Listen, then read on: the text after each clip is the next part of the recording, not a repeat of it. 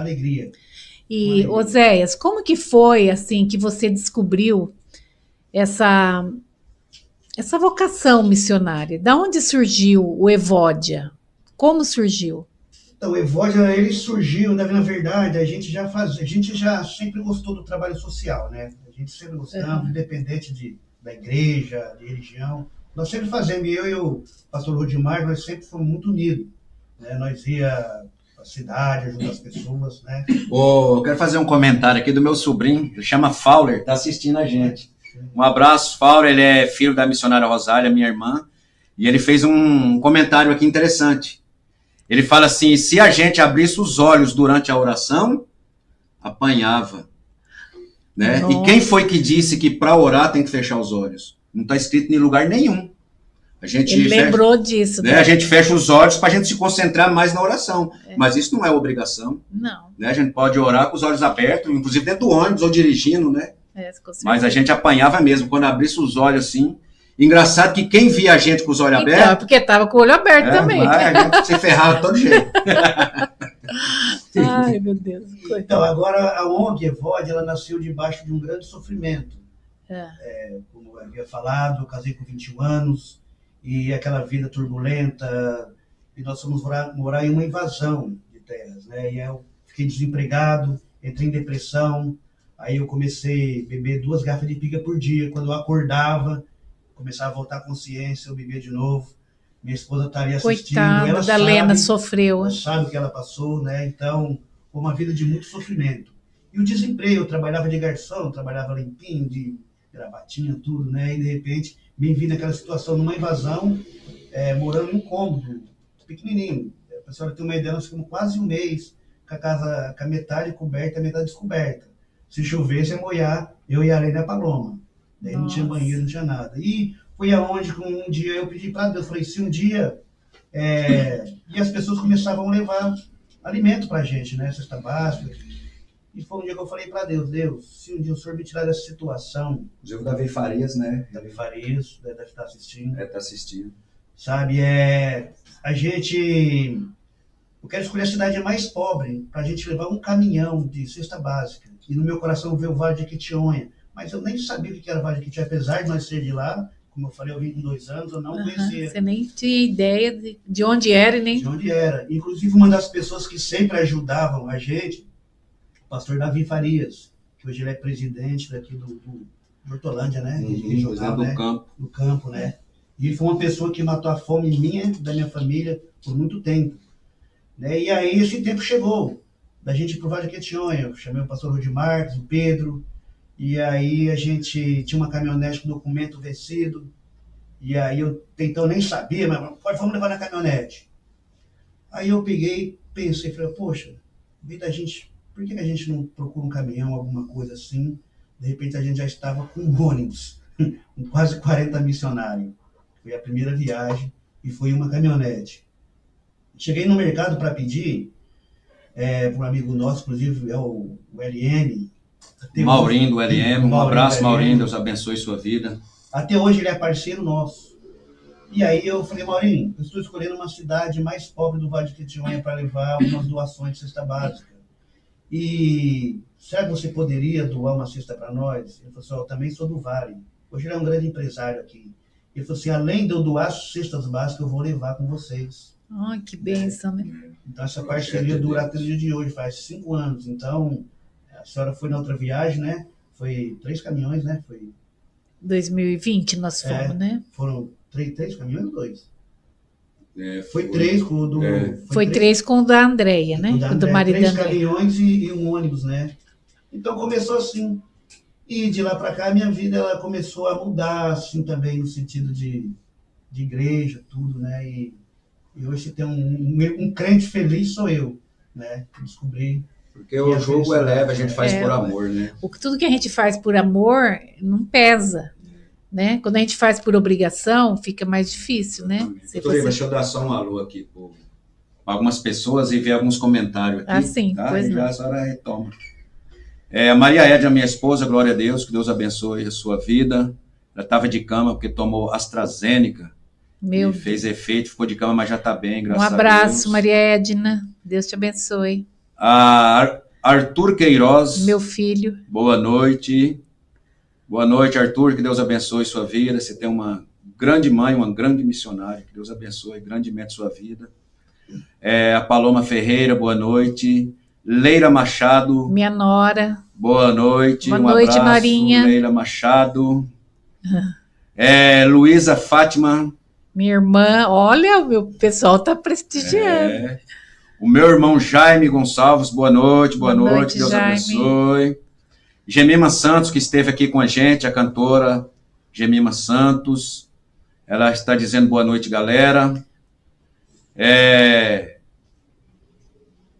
Vamos ver aqui. O que mais? Estou ligadinho aqui, a Gemima Santos. Muito obrigado, Gemima. Obrigada, Gemina. Amo essa mensagem, que é a Gemima. Pesca maravilhosa. Ela disse que ama essa mensagem, a pesca maravilhosa, que você falou. A rede te lambeu, Zé, essa Gemima falando. Pastor Davi Farias está mandando parabéns, amados. Gemima Santos, ela comentou, sei bem o que vocês estão falando, porque eu estava falando das doutrinas pesadas. Sei bem do que vocês estão falando. Vivemos presos numa religiosidade que o homem tinha colocado. Hoje estamos livres. Arlete, minha cunhada, boa noite. O Paulo fez aquele comentário legal, que se abrisse os olhos, apanhava. A Maria Edna, minha esposa de novo, Deus é fiel, maravilha, muito bom. E Davi Farias, que bom ver o missionário Oséias salvo, é uma benção. Juliana Azevedo, tem o mesmo sobrenome da senhora, é parente? Juliana Azevedo. Está dizendo boa noite. Davi Farias, que as portas sejam abertas em todo o Brasil, e esta missão Evódia. Lucilene, parabéns pelo chamado e obediência. Muito obrigado, galera, que Deus abençoe a vida de cada um de vocês, continua ligadinho aí, deixa o like aí de vocês, que vocês vão estar muito ajudando demais esse canal, e se você não é inscrito, se inscreva. Voltando outra vez para a doutora Iva. Fica à vontade, doutora. Continuando esse papo gostoso, né? Como é bom, né? A gente falar de Jesus e falar da vida da gente, das dificuldades, das vitórias que a gente tem, né? Com Jesus. E aí você teve essa... Você disse, eles me contaram essa história quando nós fomos para o Uruguai, que você falou, um dia se eu tiver condição, eu quero servir, eu quero ajudar as pessoas da mesma forma que eles estão me ajudando agora. Eu me lembro que a Vilma e o Rodimarques contou isso para nós. E aí eu fiquei impressionada, né, dele falar e como Jesus te abençoou e como você conseguiu cumprir a promessa que você fez. E que nós vamos cumprir e vamos seguir por muitos e muitos anos ainda, né? Até que Deus nos permita. E aí você foi a primeira vez, quantas cestas vocês levaram? Você lembra? Levamos na faixa de 1,5 toneladas de alimentos, né? E foi uma viagem muito sofrida. O local que nós chegamos, nós andamos, né, 70 quilômetros, né? Você conhece daí a estrada lá. 70 quilômetros para ir, 70 para vir.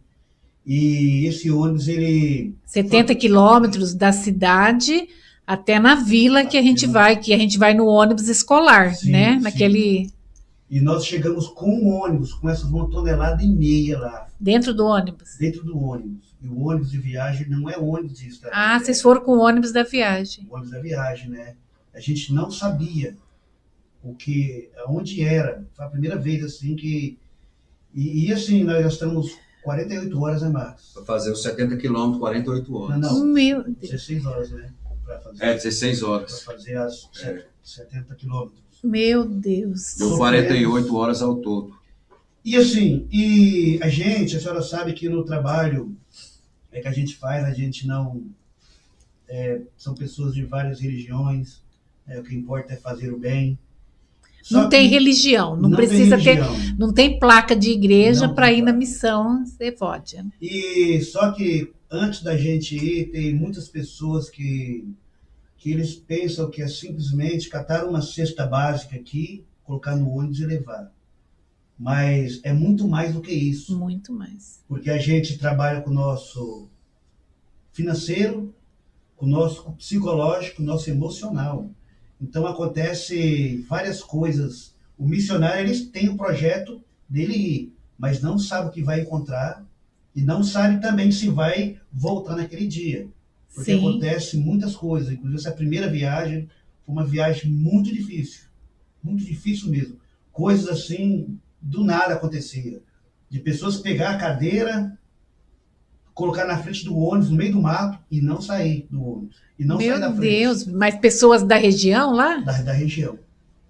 Acontecer de fio de poste cair na frente do ônibus, árvores cair, Meu né? Deus. E uma coisa muito pesada mesmo. Então não é só pegar uma cesta aqui e levar lá. Então mexe As com pessoas a parte. confundem, né? Falar, nós vamos lá levar uma cesta básica, mas não é, né? É Não é. muito, muito, muito além Muita disso. coisa além disso, né? Então, só que é uma experiência, né? Toda viagem que nós fazemos, a gente faz um DVD. Então, aquele sofrimento ali, quando a gente vê o material, o DVD prontinho que a gente assiste, a gente fala, pô, não acredito que a gente passando por isso. Né? Então, é Sim. gratificante, é uma aprendizagem. Então, Muita dessa gente- vez, assim, a viagem foi top, dessa vez que eu fui, porque não teve nenhum imprevisto, né? Então, mas geralmente acontece. Não teve nenhum imprevisto dessa natureza, assim, né? Isso aqui. Do ônibus quebrar, de pessoas impedir a gente, Sim. né?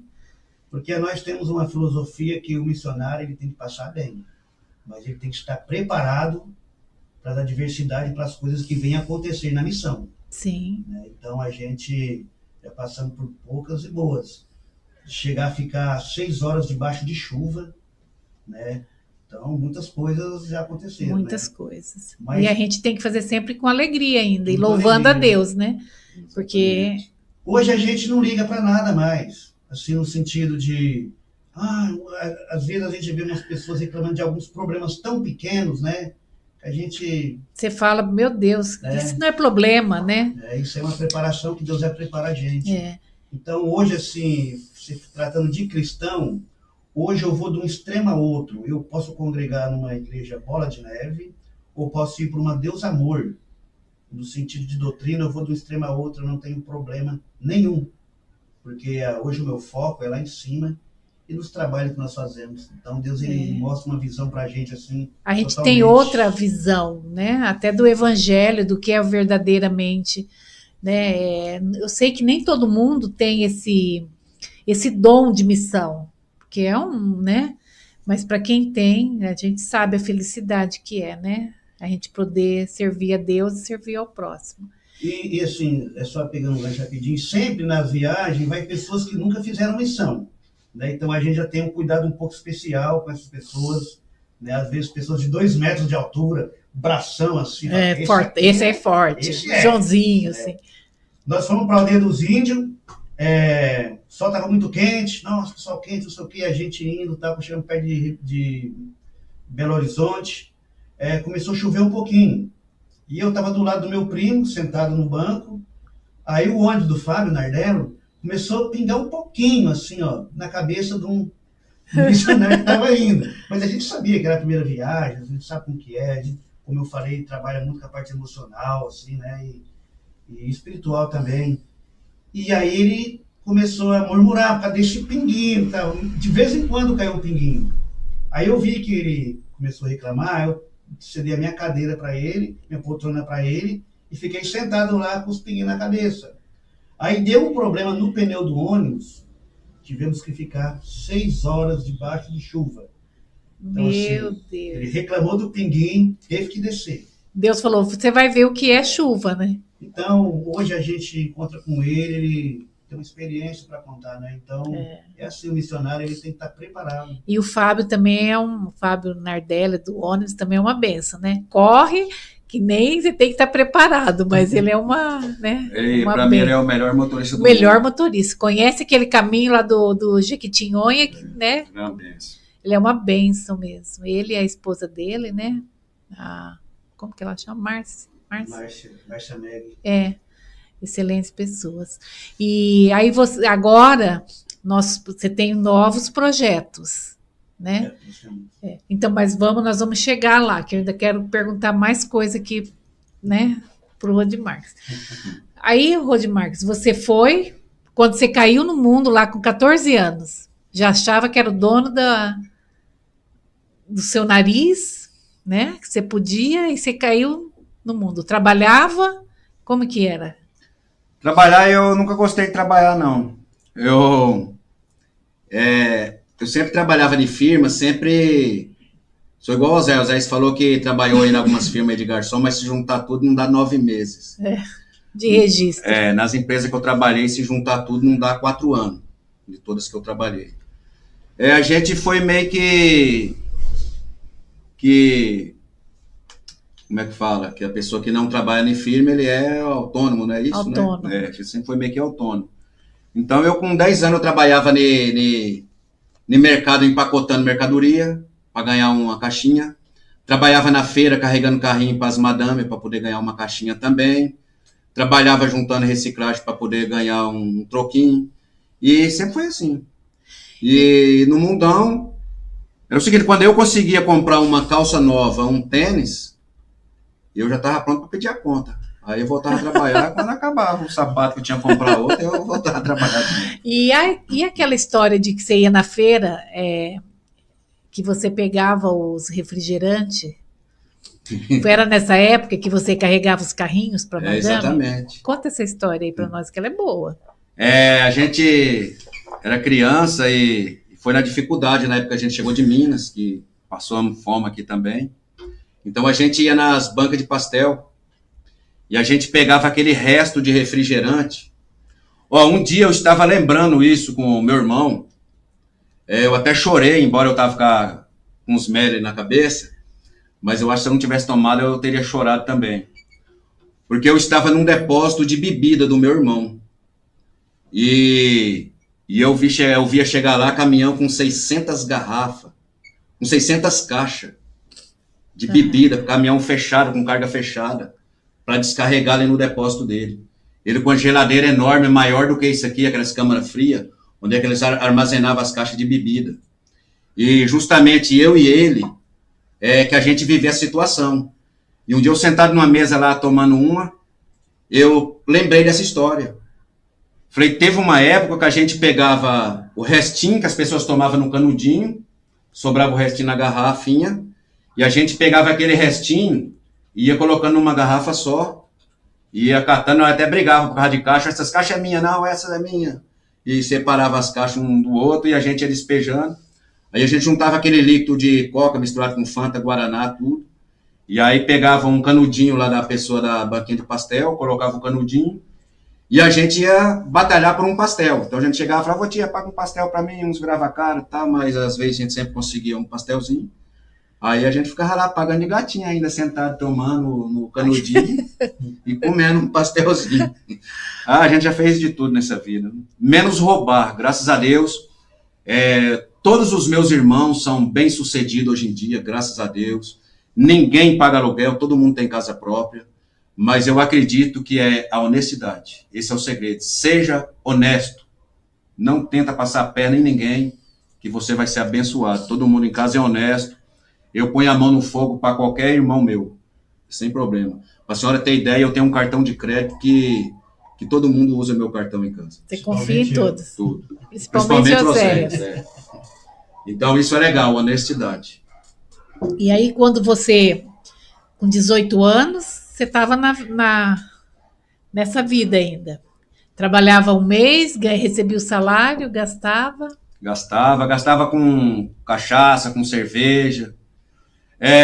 Droga, eu acredito que eu experimentei quase todas, mas não viciei nenhuma, não gostei de nenhuma. Ai, que bom. Nenhuma, eu já me guardava desde aquele tempo.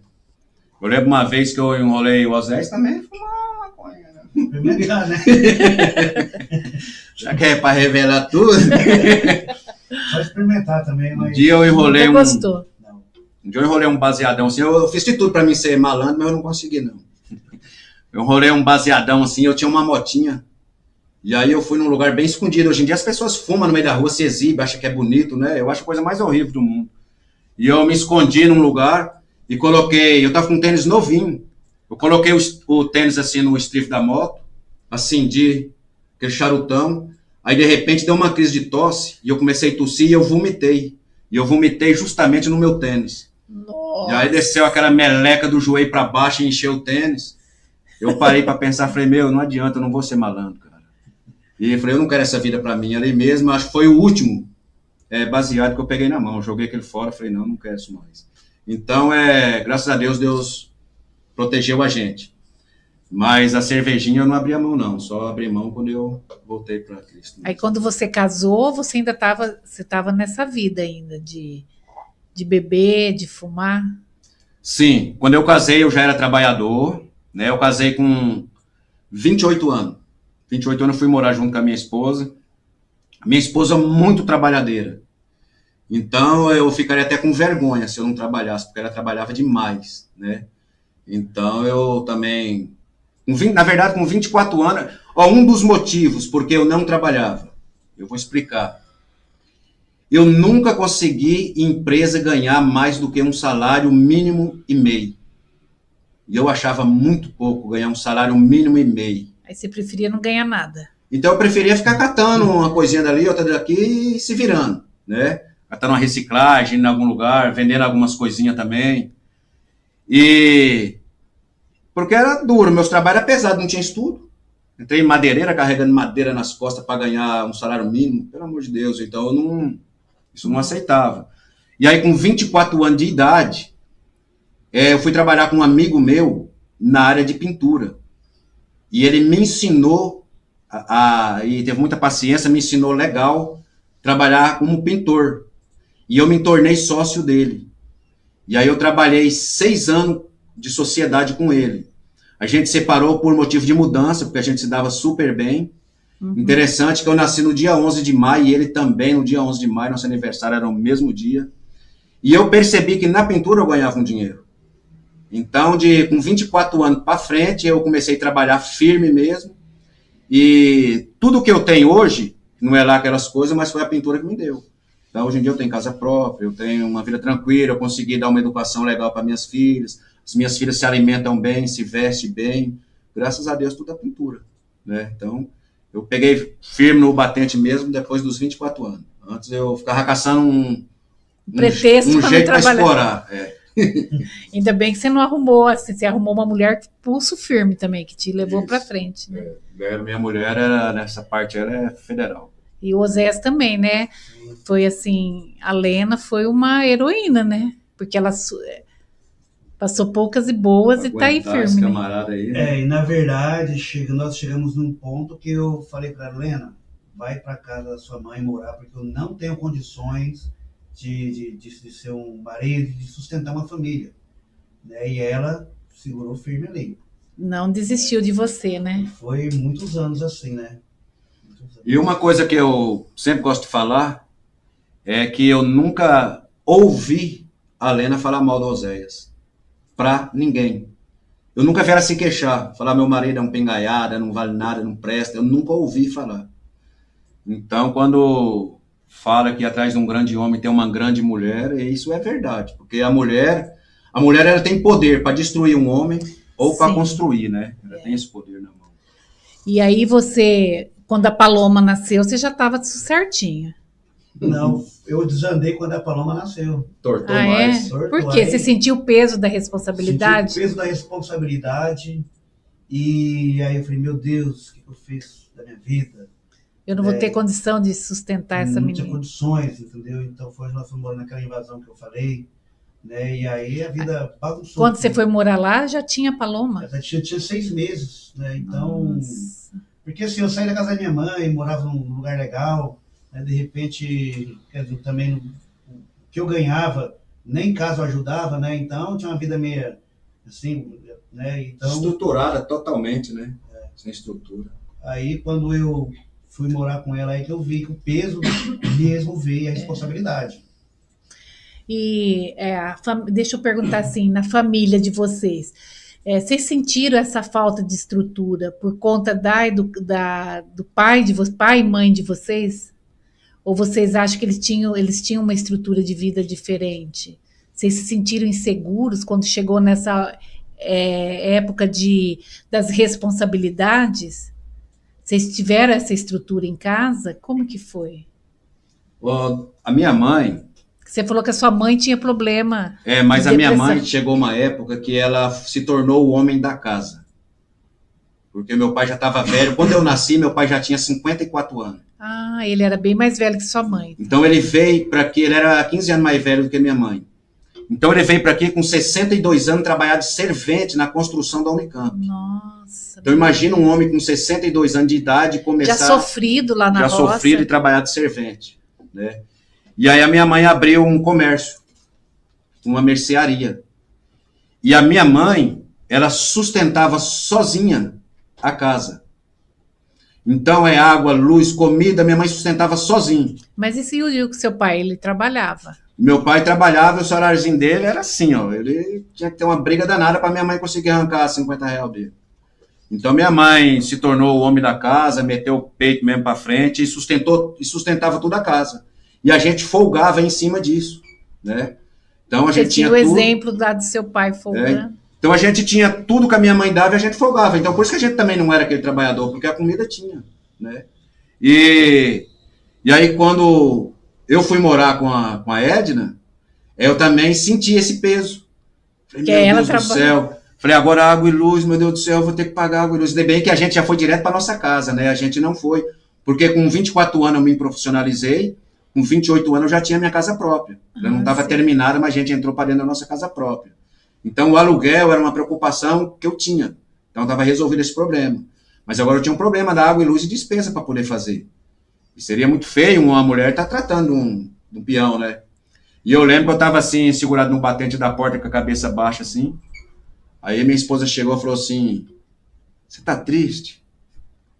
Eu falei assim, ó, eu estou preocupado. Ela falou, por que você está preocupado? Eu falei, ó, eu estou me sentindo um bezerro desmamado. Aos 28 anos. Mas foi exatamente esse sentimento, um bezerro desmamado. Falei, agora eu tenho que dar meus pulos, cara, eu tenho que comer meus capins sozinho por aí, que não tem mais mãe para pôr capinzinho na boca, não. E aí foi onde é que eu acordei. E o Osés, ele acabou sofrendo muito mais, acredito eu, porque justamente por causa desse apoio que a minha mãe tinha e por ele ser o mais novo, né? O Osés foi o primeiro a ser pai. Eu fui o último a sair de casa. Então, você foi com 21 anos, você já era pai? Já era pai. Então saiu novinho e foi para uma invasão de terra, totalmente sem estrutura, totalmente ferrado, lascado. A faculdade do mundo que ele passou, eu acredito que ele não volta nunca mais. E ele aprendeu, hein? Ele aprendeu muito mais do que eu nessa faculdade dele. Quando eu fui morar com a Lena, né, eu entrei no ônibus, ela já grávida, já com a barrigona, nós saímos com 2 sacolas, né? Aí nós fomos morar em Paulínia, num sítio da minha irmã.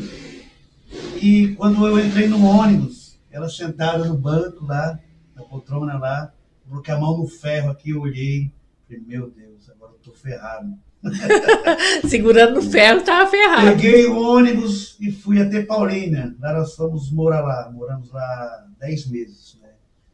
E aí o peso veio mesmo. E a mudança do Oséias foi a Lena, de barriga. E as 2 sacolas. E a sacolinha. Essa foi a mudança. Você repetiu o saco que veio lá da...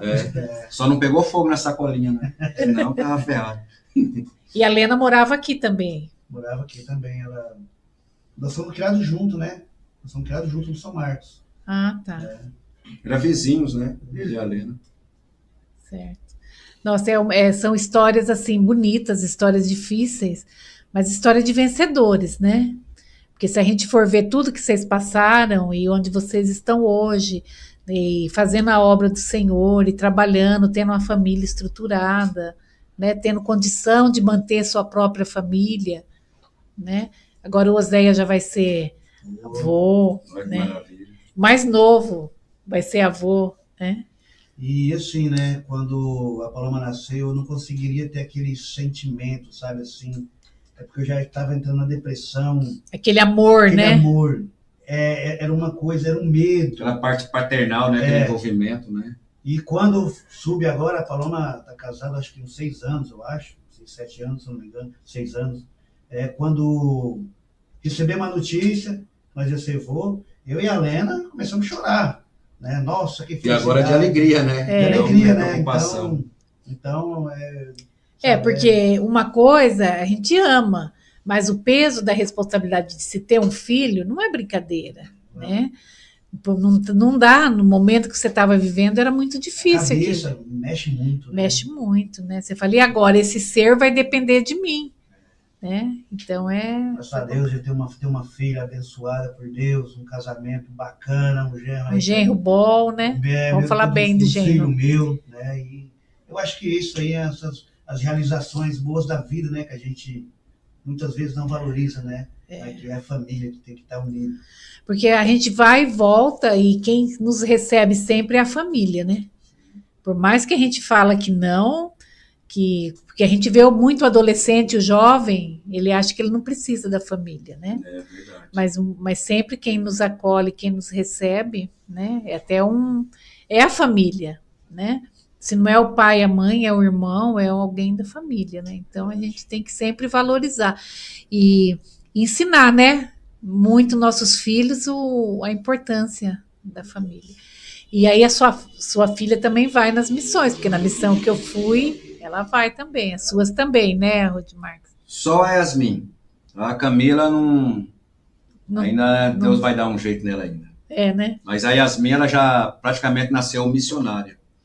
Eu lembro dela mais ou menos com 4 anos de idade, eu chegando do trabalho, tinha um bêbado deitado na calçada de casa, e ela segurada na nuca do bêbado com uma caneca de água, e falando pro bebê, bebe, bebe, ela já com 4 anos de idade. Nossa. Então ela já nasceu pronta, a Yasmin nasceu pronta. Mas a Camila na parte de igreja, de missão, ela nunca se envolveu. Mas é uma menina extremamente maravilhosa, muito educada, mas tudo tem seu tempo, né? E aí quando você foi fazer faculdade? Então, como que foi? Na verdade, eu sempre gostei muito de ler. Apesar de eu nunca gostei de estudar antes de eu ir para a faculdade. E, de repente, deu na doida de eu voltar para a escola. Apareceu uma oportunidade de fazer teleaula. Então, a gente estudava na escola, a gente ia era um telecurso, que foi aberto aqui em Hortolândia. Então, a gente ia eliminando matérias. Então, eu consegui eliminar o primeiro ano, né, do colegial. Não fala mais colegial, mas eu nem sei como que fala. Hoje, né? É médio, né? Eu consegui terminar o primeiro. Aí depois aí eu peguei gosto, consegui terminar o segundo. Certo. E depois eu tive a oportunidade, eu fiz comércio exterior, não porque eu queria essa profissão para mim. Eu fiz comércio exterior só para eu ter um nível superior, só para isso. E fiz porque eu acredito o seguinte: quando a gente tem um nível superior, a gente é mais bem aceito na sociedade, a gente é visto com outros olhos e a gente é mais respeitado pela sociedade. Sim. Né? Isso é fato. Então, por esse motivo, eu falei, não, vou ter um curso superior aí, pronto. E eu concluí e continuei trabalhando na pintura. Então, hoje eu sou servidor público, graças a essa faculdade que eu fiz lá atrás. Como, senhor? O que você faz? Eu trabalho no departamento de obra da Prefeitura de Hortolândia. Ah, tá. Graças à faculdade. Graças à faculdade. Se não fosse, eu não estaria lá, onde é que eu estou hoje. Então, eu ainda trabalho de pintura nos finais de semana, só que eu adotei, já faz uns 5 anos, eu adotei um esquema de trabalhar na pintura. Antigamente eu tinha as peãozadas que eu levava, eu chegava a pegar 3, 4 obras de uma vez só. Hoje eu estou igual a senhora também, eu seleciono. Né? Graças então, a Deus. Eu quero uma textura aqui, eu quero que você inventa algo nessa parede. E eu trabalho sozinho, sem dor de cabeça, trabalho nos final de semana, trabalho no feriado, e é um dinheirinho extra que entra. E trabalho maravilhoso, né? Eu tenho visto as suas publicações, estou curtindo bastante, muito bonito. Né? E eu curto, sabe, pintar, e é isso aí. E o Oséias, você lê a Bíblia? Leio, não sou pregador, não, mas eu leio mais para mim mesmo, né? Uhum. Tanto que é um milagre estar aqui sentado, né? Trocando essa ideia, né? Trocando essa ideia. E é muito bom, Porque né? ele era mais tímido do que eu. Eu sei, porque eu também já fui muito tímida e o quanto isso dificulta a vida da gente, né? Então é uma oportunidade que a gente está batendo um papo e outras pessoas estão nos ouvindo. Só que nós, graças a Deus, nós não estamos vendo as outras pessoas, né? Então a gente fica mais à vontade. Mas e qual o livro da Bíblia você gosta mais? Então, Com quem você se identifica? Então, na verdade, eu leio. Aleatoriamente. Aleatório. Eu não tenho Você fala, eu vou ler Marcos, por exemplo. Então, Marcos, né? Mas eu gosto muito do Velho Testamento também. sim, né? Gosto da história de Jefité, né? Que é de Juízes, Davi, Salomão. Salomão tem uma história bacana, né? Sim, muito Quando bonito. Deus, quando ele pede para Deus, né? Deus fala o que você quer, ele pede sabedoria. Que eu acho que isso aí Que ele podia pedir qualquer coisa, né? Ele pediu sabedoria. Aí você se identifica mais, você acha, com Salomão. Eu não tenho um livro que eu me identifico, né? Eu falo assim, um personagem. Salomão, Davi, né? Eu gosto muito dessa história, né? E você, pastor Rodi Marques, você se identifica com alguém, com algum personagem? Eu gosto muito de Pedro. Pedro. Né? Eu gosto muito de Pedro. Eu gosto muito de ler. Eu terminei o básico de teologia. Estou terminando o médio e pretendo fazer bacharel também. Uhum. Mas eu acho o apóstolo Paulo, as cartas dele, fantásticas. E ali tem ensinamentos profundos. Sim. Mas eu gosto tanto de Pedro que parece que eu sou um pouco Pedro. Às vezes eu sou meio exagerado, às vezes eu sou meio doido também. Acho que de Pedro todos nós temos um pouco, né? E Paulo, na sabedoria dele, nas cartas que tanto nos ensinam e que são tão atuais, né? Se a gente for ler para aquelas igrejas a que ele escrevia, se a gente for viver nos dias de hoje, muito atual. E nessa trajetória toda sua de estudar, de fazer, e prega e trabalha, e ainda sobra tempo para a família. Ah, sim. A minha esposa, ela não é muito sair. Ela adora duas coisas que ela gosta muito, é de dormir e de ir na casa da família dela. Uhum. Mas, então, eu não sou tão presente assim na vida dela. Mas na vida das minhas filhas, sim, a gente sempre anda junto, desde novinho, eu que fazia papinha para minhas filhas, eu que trocava, eu dava banho, passava as lencinhas umedecidas, eu trocava a fralda delas, então eu sempre fui muito presente, mais na vida das minhas filhas. Sim. Quando eu chamo para poder sair, elas estão sempre prontas, a gente anda. Porque o lazer faz parte, né? Então a gente tem que... E você, Oséias? Lazer? Então você falou, eu trabalho, eu faço, eu aconteço, eu vou, eu ajudo. Eu gosto sempre de mato. Gosto muito de mato. Vira e mexe, eu pego a veinha. E ela gosta também? Gosta. Ainda bem, né? E agora, né, depois da moto que nós compramos, agora que nós vamos viajar mesmo, né, porque a vida também é curta, a gente tem que ter a família tem que estar... Né, a família tem que estar em primeiro lugar, né? Eu mais o Oséias, nós temos o mesmo pensamento. A gente não tem pensamento de ajuntar nada. A gente chegou num ponto que a gente queria, que é ter a família estabilizada, tranquilo. E todo o dinheiro que entra, só tem dois objetivos. Gastar naquilo que a gente quer mesmo e ajudar as pessoas. Excelente, né? Vocês falam que gostam de mato. Eu não gosto. Eu vivi na roça também, morei na roça, trabalhei na roça, mas eu não gosto de mato. Tenho pavor de falar, não gosto de sítio, não gosto dessas coisas. Entre o sítio e o shopping, eu vou no shopping sem dúvida. Mas cada um tem um gosto e se sente realizado, né? O importante é a gente... É verdade. Eu só não tenho vontade mais de ter chácara, né? Porque a gente já tivemos chácara e, assim, a gente trabalha muito. Hoje eu gosto da chácara dos outros. Sim, sim. Quando tudo limpinho, né? Então a gente sempre está saindo dos lugares. Nossa, como horário passa, hein? Você tem mais recados? Que nós estamos encerrando, né? Tá, eu vou falar aqui rapidinho, porque o Fauler Basílio, que é meu sobrinho filho da Rosa, ele entrou aqui num assunto, e eu vou estar concluindo com esse assunto. A missionária Rosália, ela é incumbida de tomar conta das vestimentas de casamento. Ela, né? então, que cuida dos vestidos. E, inclusive, ela não deixa ninguém pôr a mão, ela tem maior ciúmes, e ela fala assim, quando eu cuido desses vestidos, eu sinto que eu estou cuidando do próprio Jesus, né? Então ela faz com tudo com amor. Então um vestido lá são vestidos chique. Se alguém fosse alugar, acho que no mínimo 400, 500 reais o aluguel de um vestido daquele. Uhum. São doações de vestido que a gente pega de pessoas que casaram com aquele vestido e guardaram de lembrança. Mas quando eles conhecem o projeto da gente, eles ligam e falam, vem buscar o meu vestido. Aí a gente vai, o missionário Oséias vai lá e retira. Já vamos estar fazendo um vídeo e vamos estar mostrando que coisas lindas esses vestidos. Então, se tiver alguém aí assistindo que for casar e precisar de vestido, de roupa para casamento, vestido de noiva, de daminha, né, de padrinho, a gente já tem esses vestidos lá, que tá bem guardadinho.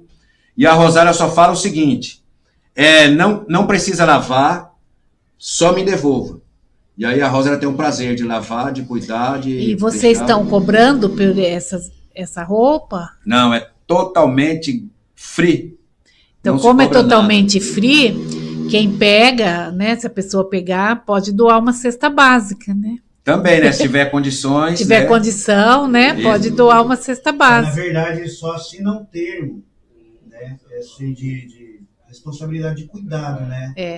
Porque uma forma de ter aquela responsabilidade de devolver, de não rasgar, né? Para manter, né? E de brinde eles levam também o missionário Oséias para tocar no casamento teclado.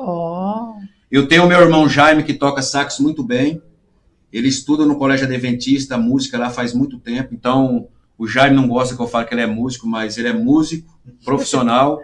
E se alguém precisar de um músico para tocar no casamento, procura o missionário Oséias ou eu, que a gente vai estar indicando o Jaime aí, que é um grande saxofonista. Beleza? E os recados é isso aí. É isso aí. Agora... O projeto, né, do Evódio Mais também. Do Evódio na Estrada, né? Isso eu falei no comecinho, que agora nós está tendo o motoclube, Evódio na Estrada. Então a gente vai estar... O Oséias já comprou a moto dele, o meu irmão Ney comprou a moto também. Eu pretendo comprar uma moto também, e a gente vai estar o Evódio na Estrada. O que faz um grupo de motoqueiro? Eles fazem o bem também. Eles socorrem vítimas na estrada, eles doam sangue, eles levam cesta básica. Tem um grupo de motoqueiro adventista em Hortolândia, que as pessoas se convertem na estrada, e na estrada mesmo são batizadas e já passa para o grupo do MM, que chama, né? Eles vão estar aqui dia 21. Eu vi, mas vai estar aqui. O chefe lá do MM aí, dos motoqueiros do estado de São Paulo, já vai estar divulgando na página do Evódio no Facebook. Então acompanha a gente aí, que vai ser benção. Agora com a doutora Iva, pode... Então, falta quantos minutos para a gente encerrar? Falta 7 minutos. Então, nós vamos para encerrar, né? Ver as considerações finais de vocês, que tem mais alguma experiência que vocês querem contar, alguma coisa que vocês viveram diferente, né, em uma das missões, né? Que vocês queiram, Oséias, né? Tem mais alguma coisa que vocês... Eu quero falar de um assunto que já vai ser minhas considerações finais.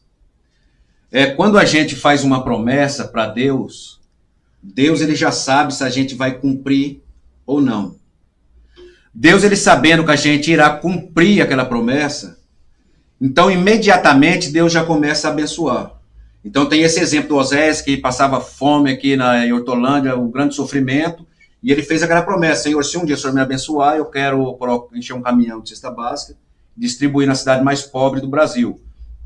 Deus, sabendo disso, abençoou Oséias grandemente, que hoje ele pode transbordar aí na vida de pessoas, né? E abençoar grandemente a vida de pessoas. E pegando esse gancho aí, eu quero falar de um testemunho que eu ouvi.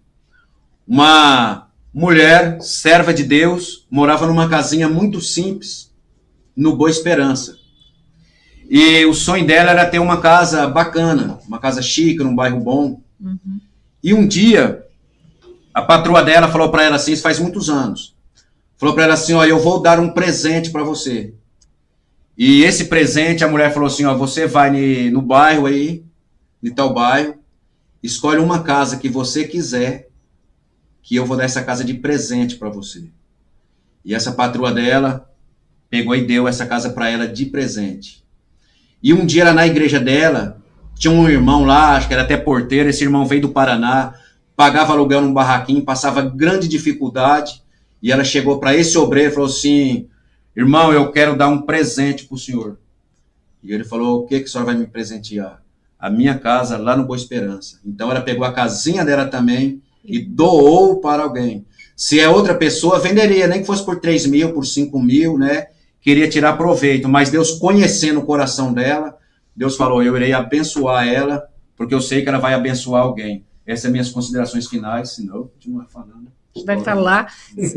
E você, Oséias, tem alguma experiência, assim, para você encerrar, para contar para nós, para engrandecer mais ainda essa entrevista? O que eu tinha para falar assim é que o que nós fazemos é o próximo. Eu quero contar um testemunho rapidinho também. O Fábio César Nardello, ele doou um ônibus para nós, né? Uhum. E esse ônibus ele dava muito gasto. Esses não todos, né? Então a senhora sabe que a ONG ela não entra recurso. Então chegou num ponto que nós tivemos que vender esse ônibus. Nós trocamos com o meu trabalho de corretor, andei fazendo alguns negócios, trocando em terreno, depois uma chácara. Resumindo, a gente fez um negócio tão bom que a gente retornamos de presente para o Fábio um terreno no valor do ônibus que ele doou. Ai, e ele é meu vizinho hoje, né? Então,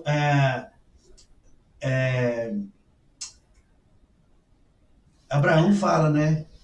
Deus fala, né? Que abençoar aqueles que te abençoa e os que te amaldiçoa, mais ou menos assim, né, Marcos? É. Então, nós fomos abençoados e retribuímos a benção para ele, e ele é um parceiro nosso até hoje aí, né? Nossa, e é isso mesmo, né? Porque tem gente que pensa assim, fala, nossa, para que eu vou abençoar o Rod Marques, o Oséias, eles já têm tudo. Mas se tem que abençoar, quem te abençoa? Né? Porque muita gente pensa que quem tem tudo não precisa de nada. Quem tem tudo, material. E a gente tem que ver que nem quem tem tudo, bens material, falta muito do espiritual. A pessoa também precisa de um abraço. Hoje nós estamos vivendo nessa pandemia, nós estamos isolados. A gente não pode abraçar as pessoas. E tem muitas pessoas necessitando de um abraço. E eu acho que missão também é isso, né? Da gente mandar um oi, perguntar, né? Como você tá? Lembrar daquela pessoa que está lá longe. Porque nós estamos separados fisicamente, mas nós não podemos estar separados espiritualmente. Né? O nosso coração tem que estar ligado. E às vezes até nos nossos familiares. Às vezes tem familiar nosso precisando de um boa noite, como você está. Está precisando de alguma coisa? Porque às vezes o nosso vizinho, nós estamos querendo ir longe de fazer missões e às vezes nosso vizinho do lado está precisando de uma cesta básica. Às vezes a pessoa está morando numa casa bonita, mas ela não tem o que comer também. Porque está desempregado, né? Isso aconteceu com a gente, que eu estava arrecadando e a pessoa falou, olha, minha vizinha pediu ajuda que ela não tem. A gente nunca imaginou que aquela pessoa não tinha nada para comer. Então, nós temos que abrir nossos olhos e observar, para a gente estar sempre presente. Foi um prazer enorme ouvir vocês, saber um pouco mais. Eu sei que ainda tem muita história aí, que ficou sem contar. Mas foi um prazer muito grande, né, estar aqui com vocês me darem essa oportunidade de passar essa experiência de vocês para todos, viu? Que Deus os abençoe grandemente, que venha muitas e muitas viagens missionárias e muitos trabalhos para ajudar o próximo. Amém? Amém. Boa noite a todos e até a próxima, se Deus quiser. Quem é o próximo entrevistado, Rod Marques? O próximo vai ser? Doutora Cida. A doutora Cida vai estar aqui, ela vai estar falando sobre... Vai ser uma série de três programas. vai ser feminicídio, violências domésticas, pedofilia, e a gente vai estar divulgando o melhor. E é isso aí, o tempo deu para nós que foi uma grande satisfação da doutora Iva dar essa oportunidade para nós ser entrevistado aqui, e o tempo já deu, e até o próximo programa, ficam todos com Deus. Deus abençoe.